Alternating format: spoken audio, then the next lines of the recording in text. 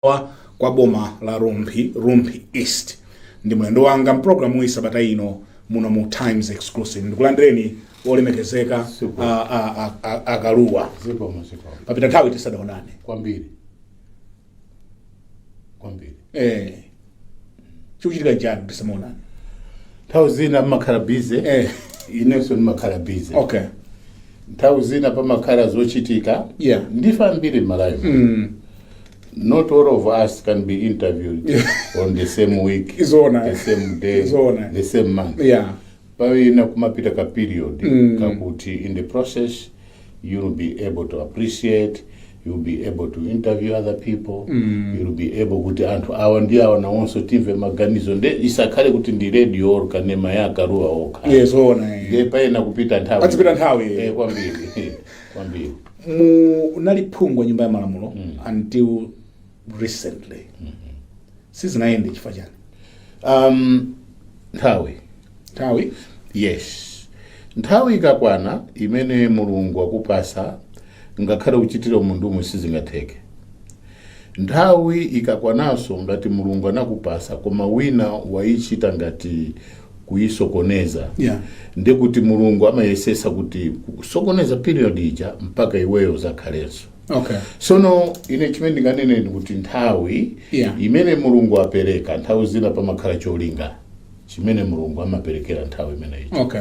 It's unfortunate to put in the process amene kapena kuti wawina ucha amakhalaso kuti akunyoza anthu aja akuti alephera. Ndipo pamakhala a little bit kamakhala ngati ka crisis. Yeah. Kena kake kakuti umachita noi kapena Mulungu kapena anthu amene might have voted for you. So I would say ni nthawi. Okay. Yeah. So simunafuna kupita ku court ngati mena uchitira nzanu? I'm one of the people that brought in multi-party democracy. Ndeno ndiyesese kuti ndionesese kuti democracy is maturing.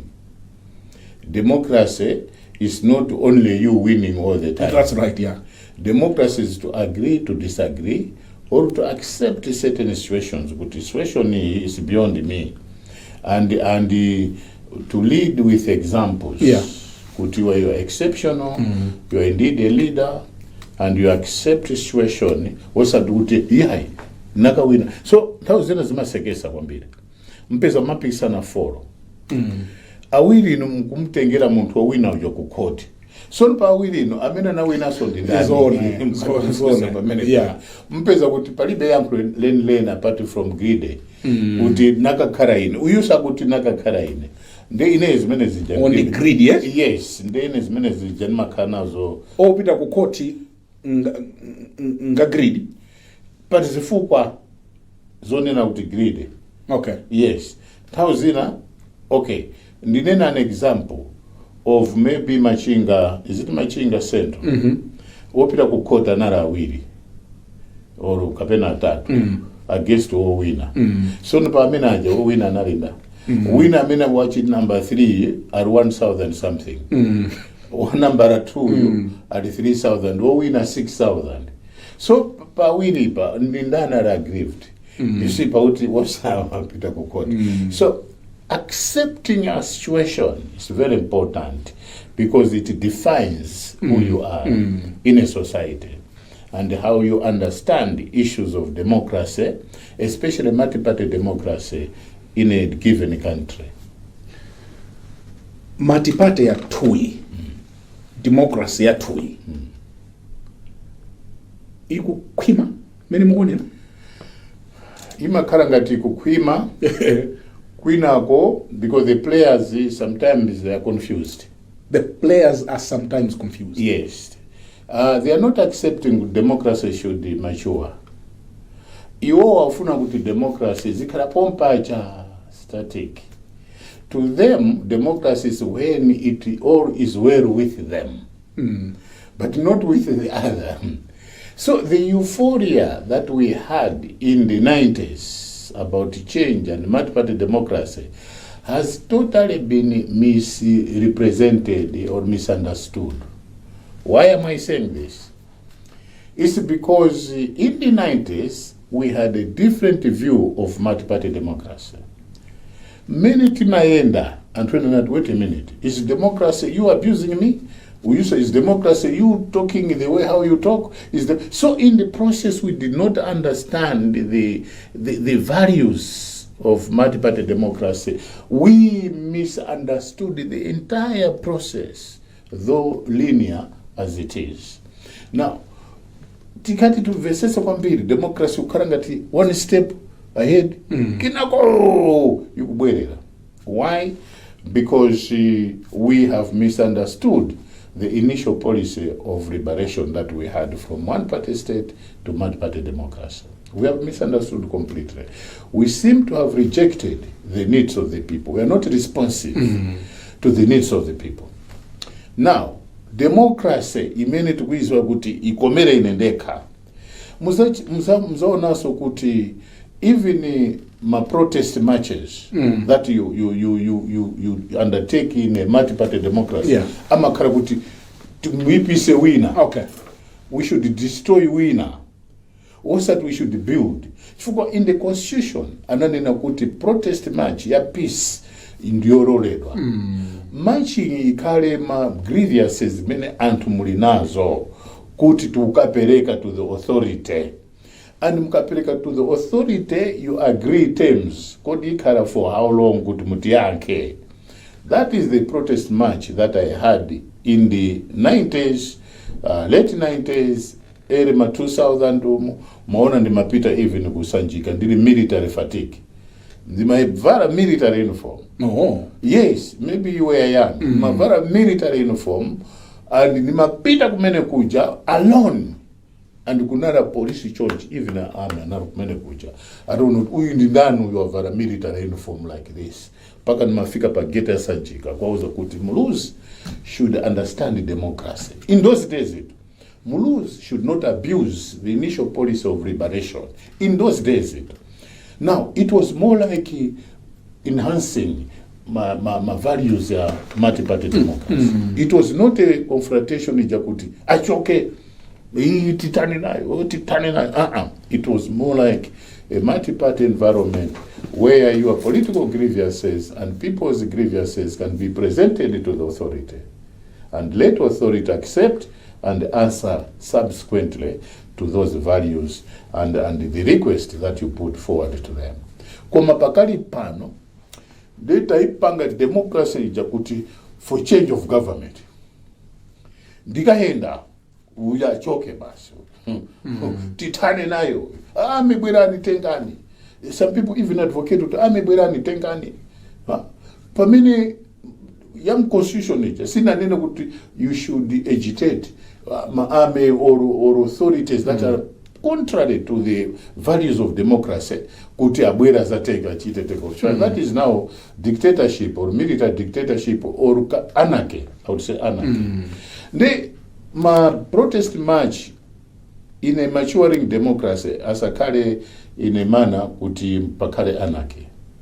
Kuma ikale in a manner to agree to disagree on issues of national interest, or putting senses to the authorities for them, or in order for them to respond positively or maybe otherwise to your grievances and say kuti akuru zimene mkunena, I think mulisense muzimene mkunena. Also that you go there with an attitude of tikacho sebas.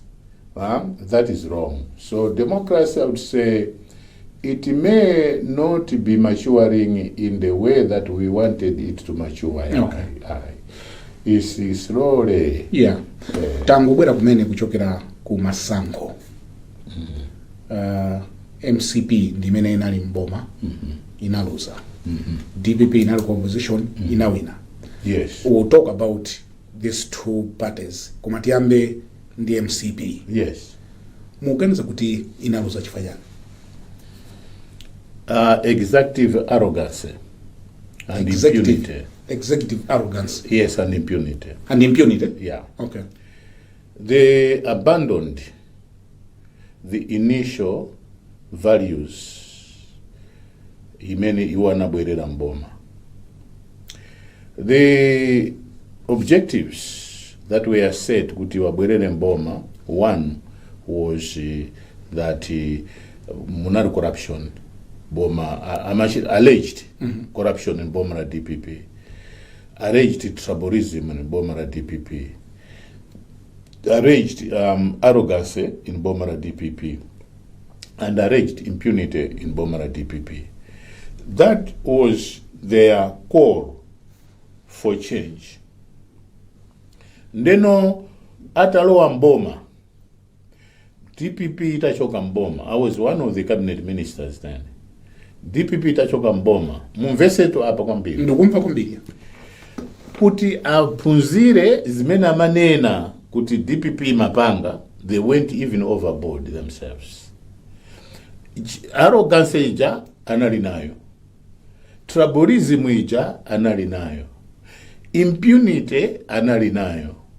And the corruption became worse than the corruption they allegedly say with DPP. Corruption ya MCP. Yes. It became worse than ya DPP. Yes. Okay. Then the corruption ya iwo awa, it was a plain theft. Ija kuti awa kuba. Where 3 trillion in drama Zambia, 1 trillion akulino in drama Zambia. Okay. 3 trillion 4 months yapita. It's on record. Yeah. 3 trillion 4 months yapita. 3 trillion kwacha 4 months yapita. Then the budget ya State House here 67 billion within a month yapita.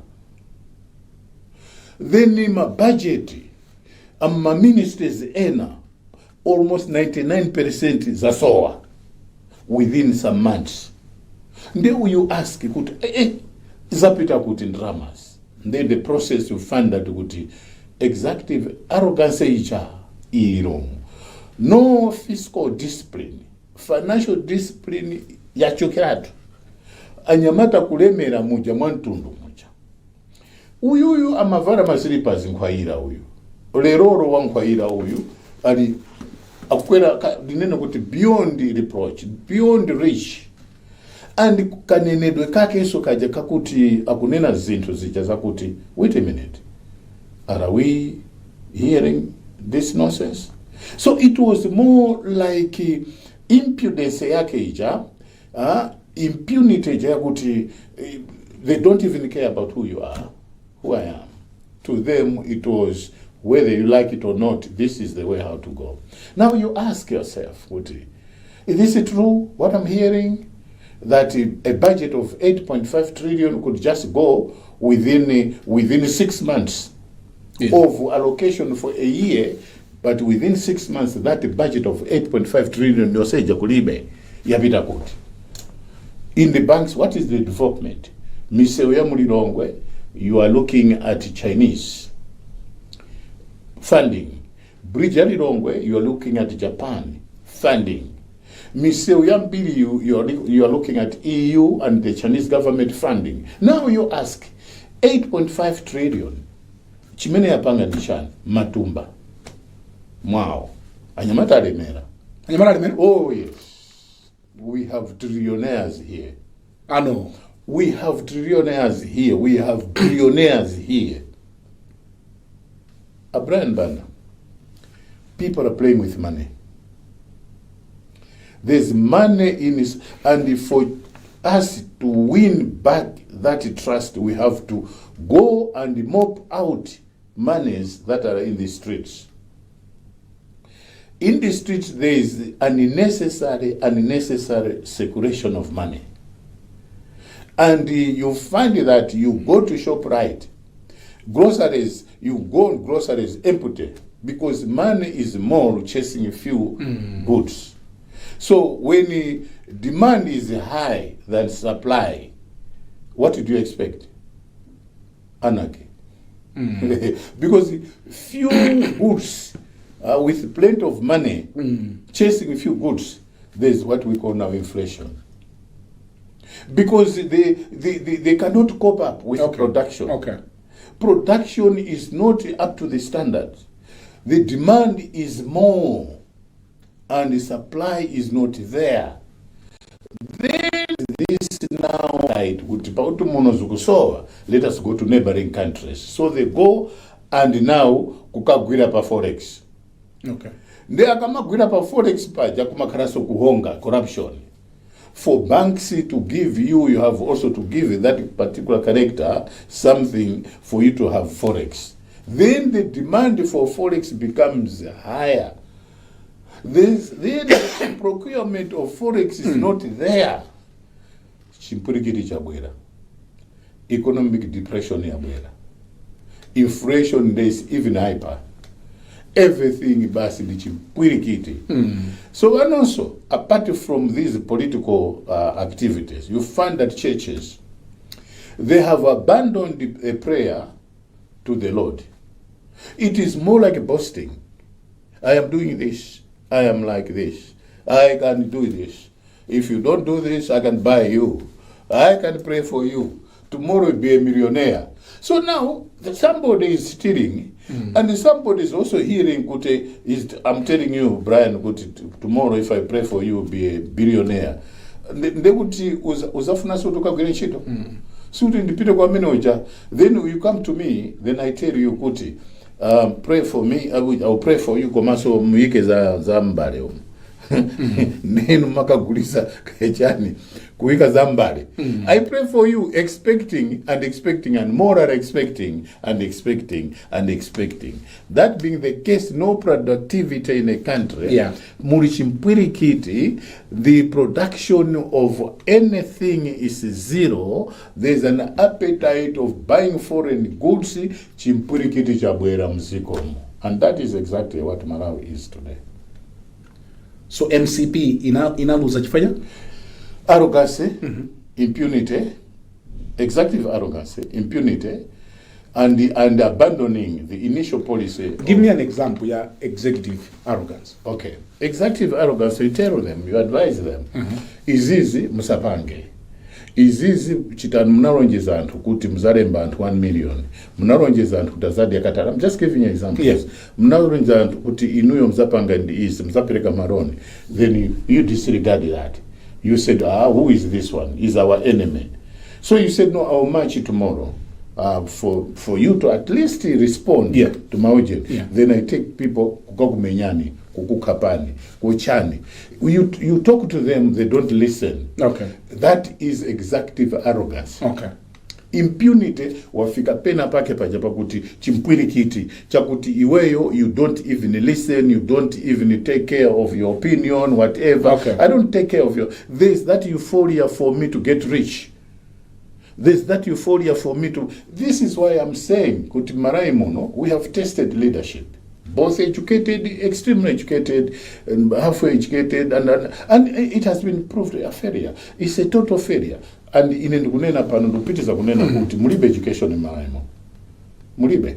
Particular person do all lies. Because you find that you find that this is an educated somebody who told you that there are 9 planets. And you mnakoza paka distinction per 9 planets when it is not true. There are thousands and millions of planets out there. But you munaka cause and the distinction out zero inuyo chintu chonama. So particular pants ambiriwa, they are pretenders. This is why even your research, you keep on doing research on what? You have to have research to work for you to do research on. I have to have an original research to work. So when you are coming to improve on my work, we call it a research. Polytechnic and all these tertiary education, chimpwirikiti, Oxford chimpwirikiti, kaya mati ya kwa America ijakaichani chimpwirikiti, Harvard chimpwirikiti, kaya yare chimpwirikiti, ukwera kumene kuja anyamata wa mitu yao depressed. They come here with very different theories of learning. So hence, my actually saying kuti, palibe education particular pasi. What is there is sharing depressed knowledge. So muyaka funsoloti ma president even opunzira. Yes. Sana titandize. Yeah, sana titandize. That's what I'm trying to say. You honored them, you respected them by electing them to be, this is an educated one. Pro. Aliyense afuna kale doctor. Mukati aliyense, the rest is for to be known to be a doctor. And amakhala kuzito kumula. Chimene amalawi ananena kuti sitingapitirire so MCP. Boza. Nchiyani muganizo kuti chimene chidavutiratu kuti they abandoned principles of democracy. Okay. They abandoned their promise. They abandoned people's needs. They completely rejected the initial promise that they had.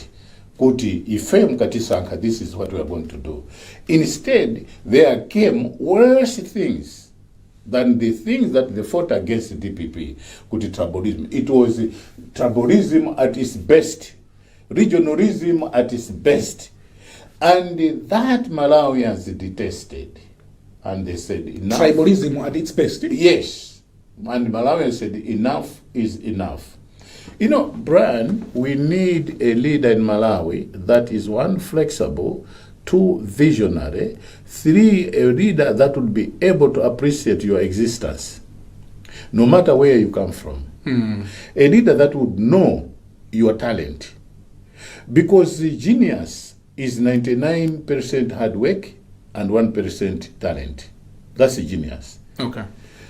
If 99% of you the hard work, ka talent kako kaja ulinako kaja ka 1% makes you a genius somebody. Okay. Because you produce wonders. Yeah. Genius is not good 99% miracles. No, people cheat you. It's 99% hard work and 1% your talent.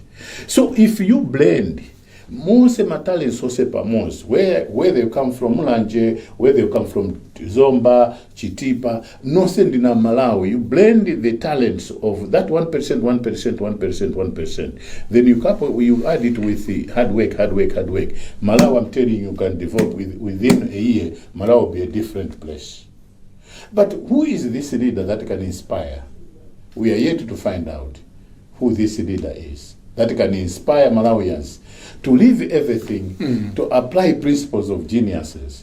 Because principles and doctrine of being a genius is somebody is from hard work and your talent. And the talent has no region. Talent has no region. It has no region. Yeah. You know, success brings contempt in most cases. Success brings contempt. Gene for the support of well-being of a person. Gene of the process of you being put there and demonstrate what you know. Gene of you being supported by the state, by the instruments, by the structure for you to show your talent. And when you work harder, it has to produce results. I have seen you doing that. I have seen you applying your talent and hard work, which today makes you one of the geniuses. Because when you demonstrate things in order to produce results, not demonstrating of things that will produce failure. No, that is the leadership that we have in Malawi. Secondly, we are yet to find a leader that would not look at you where you come from and secretly say kuti ufuna udino wanja papa kusanka ministry aine ndufuna energy or ndufuna kapena runs or a leader must have an independent people if he is to consult. Independent people that will actually say alidanga what about if you apply or you appoint this one? Let us see. What about if you appoint this one? Just my suggestion, but I'm not trying because it's a prerogative of the president to appoint a cabinet. Now, a president must be able to listen. A listening president. Listening president in a sense of looking at you where you come from. Looking at you as a Malawian. Not looking at you as Brian Banda from Blantyre. No. And when appointing you, do not expect that Brian Banda will produce results within 3 weeks. No. Out of consultations, out of try and errors, out of this, Brian Banda would come up with a fully baked something that would actually benefit other people. That's a process of human beings. That is a process that what you are. That is a process of what God wanted us to do on earth. Tichite break pang'ono. Ziko Tibweranso ndi kosekedwa. Ngati mwango tipeza kumene mukuonerayi ndi program ya Times Exclusive pano pakanema wa Times ndi olemekezeka bambo Kamlepo Kalua amene until recently anali phungu wa nyumba ya malamulo, akhalaponso nduna ya boma prior to 2019-2020. Tichite break pang'ono, akutipatsira programu iyi ndi Rainbow Pens. Mukuonera program ya Times Exclusive ndi olemekezeka Kamlepo Kalua. Takambazani MCP. Let's talk about DPP.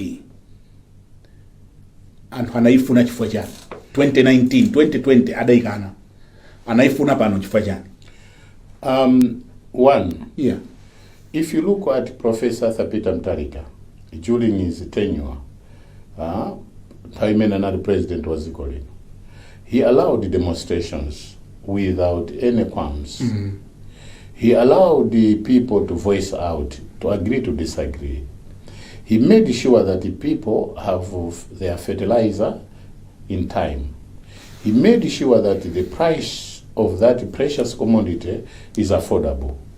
He made sure that the price of fuel is stable at 900, 600 up to 900 kwacha per liter. He made sure that the price of bread is affordable to the poor Malawians. He made sure that even the price of paying electricity, these are civic issues, they were reasonable. Cost of living was affordable and it was there. And he made sure that these things are there. He made sure that though he had, other people had all that, more like acquisition, tribalistic and the like, but he appointed the cabinet. From Chitipa, there were cabinet ministers, Kalonga cabinet ministers, Rumpi cabinet ministers, Mzimba cabinet ministers, Katabe cabinet ministers, Lilongwe cabinet ministers, Kasungu cabinet ministers. You are talking of Salima cabinet minister, Kota cabinet ministers, Jeffrey, and Alpamenepo. You are talking about Deza, you are talking about Mangochi cabinet ministers, Machinga cabinet, Zomba, Lilongwe, Blanta cabinet ministers, in Sanje, Chikwawa, Mpaka, Palombe, Mulanje, and Tiolo. They were cabinet ministers. So people had that in mind. Yeah. Look at this old man. Yes, he is old. People are saying he's old, but he is able to define this definition of Malawi. Because Malawi, the audience are men of Karamene, who is a genuine citizen of that country, the Malawian. So Peter had that doctrine. Now, awa watabwera kunazapezeka kuti anthu had hope. Kuti awa apanga china chilima were there, let me his soul rest in peace. He said anyamata organiza boka town. He said mwaona tumba ile ili zakara 4 point something thousand. So anthu kuti la Peter 8,000, Bagra Chimanga Peter 9,000, 12,000, 50 kg. Awawa kuti 4,000, tizadi ya katatu, azati pasa zalemba. Maybe there's a truth in this. Unazapezeka to the opposite is true. Zose zijaza kwera ma pure 3,000 kajani cheap and reachable cost of living chimpwirikiti. Recruitment is done on tribal bases and regional bases. China chiri chonse upside down. And to make it even worse, the death of our daughter, Sauros Klaus Chirima, mysteriously kuchikangawa. Then people said, wait a minute, what is this nonsense? Okay. What is this nonsense that a vice president can just die like that? So the whole country was in a state of mourning, a state of anger, a state of everything, despair, and a state of, confusion. Then they said, who are these people? Okay. Ndikuzaona kuti executive arrogance ichanimakukusa Yeah. kuti mukaura nane up to 2030. Mukaura, mudia toliro. Amanunja toliro indeka.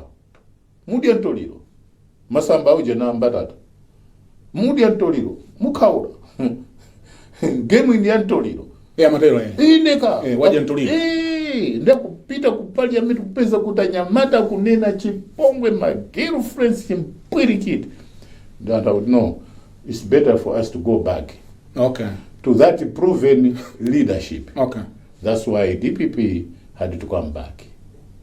Was it amafuna DPP and kapena amafuna Arthur Professor Peter Mutharika? Amafuna the one amena napangisa umoyo wao kutukale bwino. So it was vote for APM? Yes. Not DPP? DPP and anali nayo koma not all that. APM? Yes, APM was a product. Nde amamune nanso hewa karamba heka chakanya koma ino panali chipongwe eto. Kunena ngati si muntu obadwa kapena mulungu uyu chifa chitani chilimu ino sina zake ukamamva mati is this awawa sobana IMCP ino kumunena Mutharika ndiye kunalinso chimpwirikiti mbalo wanga anthuso ena mu DPP yo anara chocho inde kakambelembele inde kawo munakambelembele ambiri kudia kundu akara pazipaso agwazi wako. Peter is aware, quite aware about this. He's quite aware. Don't underestimate him. He is aware. Ndipo narantu anakarangati pamango akungodia ukuchuku. So anwaja nosa mapangisa so game ya wawa kuti antu akuye nao. Kifuka magura. Back there was this attitude of killing people. Kwa kapandisi kwanje. Kwa tani. Ndi antu amati product ya Peter anasiya boma osapaka zinthu. State House was as clean as ever before. Kuchuma nasiya $1 billion dollars. $1 billion is a lot of money. $1 billion kwa sila mkofas. Anasila china chili chonse kuzapezeka. The opposite is true. The euphoria for change mena antu anali nayo ija inatera pompo. Ndi antu amatea kuli bwino andara tu. Omwe aja ifetu wavotere. Muli kuti bambo. Ndi amabwera mwakaura. Takaura. Muzambiraso. Yaisi zambiraso. Mukazambiraso ndi zanu. You are reminding people that is hungry. And you say, wakaura. So those three sentences. Yes. Those three words. Oh, yes. Anali mawampango. Kwambiri. Mwakaura. Bwana. Muzayambiranso. Bwana. Those three words. Sentences. The approach was powerful. And so this product is sellable. It's marketable. Product. Ya Peter. Kaya Peter nakakara kuti sana bwere sana tuluke sana tani. Choyamba malirwa Chilima. Chachiwiri, Peter never had that grudge against Chilima kuti mpaka to a point of killing. No. Peter was just a president of the country. So this is the product. And some of us, we wanted for... Komatinene kuti until now. Tikonze pamene. Yes. Ndi ngozi. Singozi. Tisateroi. Ya chani. Ya Chikangawa. Ya Chikangawa. Singozi. Ngozi imabwera ngati inuyo mwaifuna. Koma ngozi singabwere ngati inu simunaifune. Ngozi ndi chani. Ngozi ndi chinthu chimene yakuti chapangika mwazizizi without any control. Ndamati ngozi. But when there's a control, ndege nagwa manaini. Pafupi ndi mizi. Ndi msewu. Then you can notice kuti ndege yagwera ku forest when all people saw it. Kuti iyo yagwera hapo. Ndisankafuna sana nkule bwanji. Ndizibete unena kuti sinali ngozi. Kugwa inagwa koma sinali ngozi. We may not be experts. Pankani imene and me as a broadcaster, I would want to handle kani imene in a mature way. Yes, and you meet a mature somebody here. Yes, because palibe amene ananena kuti sinali ngozi. Amanena anthu kuti inali ngozi because they were told kuti inali ngozi. 3 days ago, 4 days ago, kunagwa ndege ku Democratic Republic of Congo. Kunyenyeka kompaliba amene anavulala. inanyenyekera ndege cho kunyenyeka koma aliyeso mndaliso minister amene panaiba amene anavulala.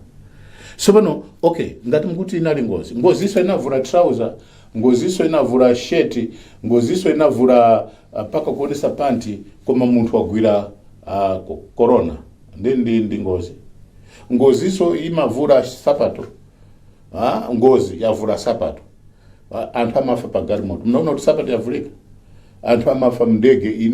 We have seen all these things before. The recent one ndi ku Democratic Republic of Congo, ndege kunyenyekeratu koma palibe amene anamwalira. Why? Inali ngozi.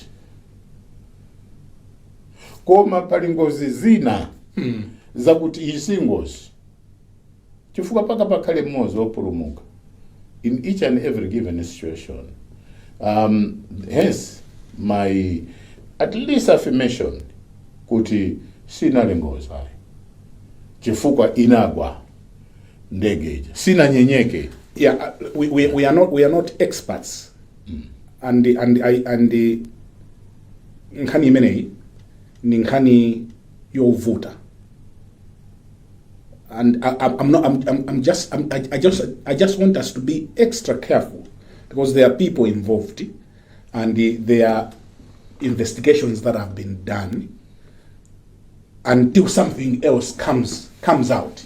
My friend, yes, until something else, because we have to have evidence. You know, I'm more careful than maybe you are. Oh, yes. Okay. Okay. You should. Yes. You should. I'm more careful and more mature on this issue. On this issue, I was quite innocent, and I didn't know anything, and they came to pick me up. Hey. Yandege mwe. Okay. Kuti ineyo ndikunena kuti chilima sana fike kumzuzu. Pamene I didn't know anything. Kuti so ndege yako. I didn't know. I'm a victim. Okay. Ineyo. Okay. Paka pano telefoni yanga sana ndipasi. Since last year paka pano telefoni yanga sana ndipasi. Anabwera ku nyumba bwino wake ndi ma CCTV. Recorded kupanya zinthu mu nyumba. Took so many precious issues mu nyumba. Ananditenga from here amapafuna kupita nana kuzomba, from Zomba kumwanza Lilongwe kuna Tenje, kuna Mitete nakagona kumene kuja. In a very I cannot describe the room that I was put in. Solitary confinement. From there they drove me to Rumbas naona minister akubwera usiku akuti Baraka nali pompano. Tasimikizira ifeyo kuti he will be safe. Achoka pompano. Como the minister came there, kuzafusa zaine usiku. Nde ine nakafamene naka karasongozi. Anakanena kuti awazimangirira kapena kapena chanchana. So I am being very careful here. And I approach this with maturity. Yeah, you should. Yes. And my phone was part of that ngozi. Chifuka nanitengera paka pano. I was arrested because of that ngozi. Mpaka leo akuti ndi manena akuti ndege sina kafike kumuzuzu, ndege yagwa agwesa ndaboma koma zimene zinde sina nene. Later on, after torturing me for 5 good days, sana pite nani ku court. 5 PM akandipita polisi kuja kukandi masula. Auti zipita. Apo nala kwa chana akuti basi zipita. Sima pita court. It was just a song. So ineyo nikamanena pano, I speak with maturity. I speak with conscience yakuti I'm part of the victim of that ndege. Kaka mama mveso ndokunda kumbana. Pamene ineyo I was not part of. And ineso ndokupe mphani kuti maturity mene muionetse. Yes. Because pano mpa television. Yes. So tinafika kumeneko. Yes. Why people voted for DPP? Because this was a proven leader or leadership that had patience, that knew the norms and values of democracy, that did not promise people heaven and earth, that did not actually torture people, that did not arrest. Yes, I was in the process of Professor Peter Mtarika leadership. It was claimed that people said nampeza pakwasha hapo atango kara wazimangirira. Sometimes people talk with ignorance. Anyway, there's a beauty in ignorance, because it's very beautiful. Ignorance is very beautiful. You live in a world of fantasy. You know what I'm trying to say here is, ignorance is beautiful.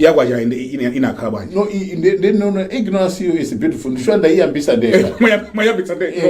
It was out total ignorance in the country, and the so-called educated people, they believe that farce that is ninapezeka pamene paja woyamba kufika nali mtorankani wanu I had uje ni janali ya mlamwanga ija na virus kumba hata nduna ununjenjemera mlamwanga by the name of Simon Squese wapa kachere ndamena nanipasa uje ni that ija na virus akuti at least ndukumva kutenda ndana ati sama students sanga mpaka polisi abwere kama Facebook koma antu nali nduje ni nali ndisa na sambe koma antu pauti pa picture naona ngati kuti kapena ndasamba chana antu anayamba kunena zawo but that is beside the point.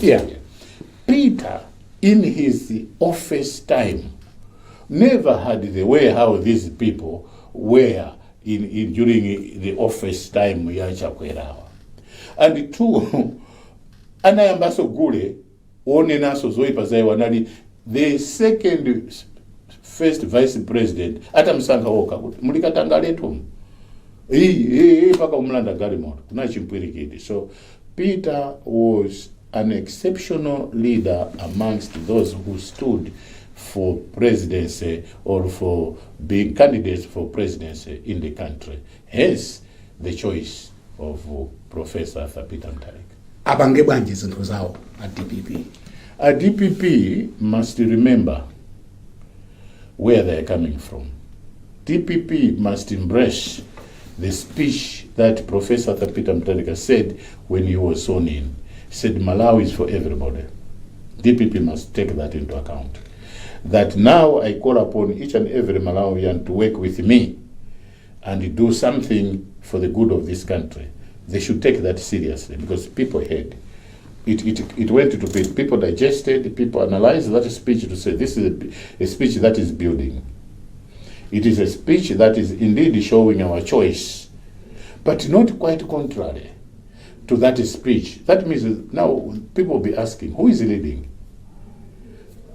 The professor that called upon all Malawians to work together, and the leadership that is being demonstrated, that at the end of the day, they have even forgotten those people who were forefront fighting for him, our president, to be what he is and where he is today. Despite all the drama that was there, these people stood with him. Most of you guys, you defied the norms and you started projecting, like yourself and others started projecting a true spirit of choices. Kuti people that have got preferences and choices, despite kutantuena koza kunena zinto za chipongo. And indeed, that is the spirit. Indeed, that is the way how to go. Peter must be assisted at all odds. He has to be assisted, and I'm telling you, there are big things that are happening. There are big things that are coming that Professor Arthur Peter Mutharika is doing. But there are people, just imagine some of them were appointed the cabinet ministers. They went kumakoswese kwao ena kachita celebrate the appointment as a minister, castigating their fellow people, some of the members of DPP that may not have made it to cabinet. Kachita castigate war. That is now running contrary to the spirit of Peter appointing you as a cabinet minister. So Peter has something good for this country, believe you me. And big things are coming. Big and exciting things are coming. Fewer will be chimpurikiti maraimo. Panopa ino kutumiendesha galimoto yanu ndikozopita nyamba refilling station mkazazi ka chani zamba kubwera. We'll have problems in the process, but we are rectifying. And believe you me, very shortly all this shall be a thing of the past. I don't say things for the sake of good and pleasing you all Malawians. No, I know what I'm doing. But they should always listen to the spirit of the president when he said no tribalism, no nepotism, no sectionalism, no regionalism. Zikoza kuteka kuti president wanena kuti no tribalism, no jakuti wina kumapanga. Yes, because see, these are the enemies of a true democracy and the weight of the spirit of the president. You find that professor can appoint me as so. Mpezeni ukapanga zinthu kuja quite contrary to the spirit that the professors appointed me for. Okay, I'll give you an example.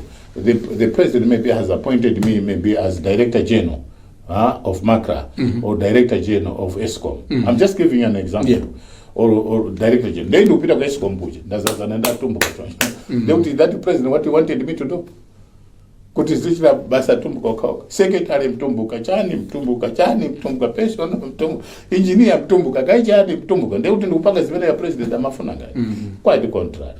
Nde tufuna kuti those who are appointed must adhere to the spirit of that appointing authority. Kuti mkapange chakuti osatizanwa. That's why he's demanding a written report every month. Ndale Masia, basi? I wouldn't say kuti ndale ndasiya. Mundu wa ndale tamafanayo tu. Paka kufa kwake amaklabu wa ndale. I'll tell you kusaira okunsanji. He failed as a member of parliament. He went to Malawi Electoral Commission. He left Malawi Electoral Commission not because he was dismissed, but he had a conscience of serving the people. Today he's back in parliament. Patricia Gariati. He failed 2019. She failed 20. Sorry, thank you for correcting. She failed 2019, but today she's back in parliament, very productive.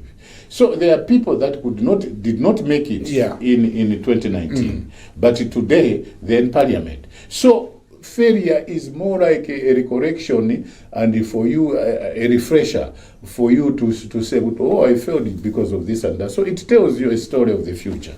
So to me, success, coming back to that, brings contempt in so many cases. Therefore, and also they are nothing. No, things can turn out in the way that sometimes you don't expect. So yes, I failed this time, but who knows? Tomorrow is for the Lord God Almighty. Tomorrow is for the Lord God Almighty, the Holy One of Israel.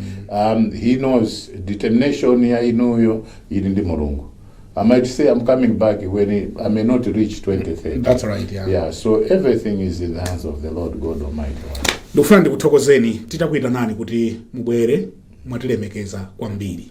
Mwina muli mawu maliza. Muyangane kamera. My appeal is to you people. This country is for you. This Malawi is for you. When the president is telling you to do certain things, respect the appointing authority. People have talked a lot about Gangata.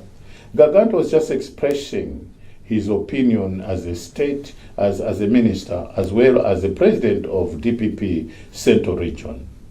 To say, Malawians, we should remember where we are coming from. Malawians, let us remember the people that helped us. He, yes, went overboard, but to err is human, to forgive is divine. And to me, we cannot dwell on the mistakes that he might have committed in the eyes of other people. But to me, we should dwell on what Gangata is and what he has done per Central Region to make DPP popular again, to make DPP a party, something to fight on, something worth it. So I would say, bravo, each and every opinion that is against or for the smooth running of multi-party democracy in the country. Ndikufuna ndikuyamikeni kachiwirinso olemekezeka bambo Kamlepo Kalua. It's nice to see you. Oh yes. Pamene panso ndiye pamapeto a program yathu madzulo ano ya Times Exclusive. Program hii nali ndi a former minister komanso a former MP Kamlepo Kalua. Nine Brian Banda kufikira sabata yamawa pamene tibwerenso ndi mulendo wina tingo timwakomanonse and goodbye.